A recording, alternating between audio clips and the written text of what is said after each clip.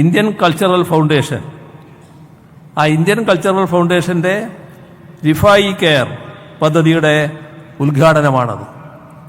അതിൻ്റെ ഒരു പ്രത്യേകത, ഓട്ടിസം, സെറിബ്രൽ പാൾസി ബാധിതരായ 1000 കുട്ടികൾക്ക് ഓരോ വർഷവും 30,000 രൂപ വീതം നൽകുന്ന പദ്ധതിയാണ്.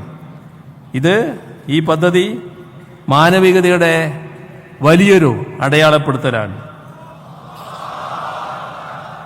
ഭിന്നശേഷിക്കാരായ കുഞ്ഞുങ്ങളെയും അവരുടെ കുടുംബങ്ങളെയും ചേർത്ത് പിടിക്കുക എന്നത് നമ്മുടെ സാമൂഹ്യ ഉത്തരവാദിത്വമാണ്.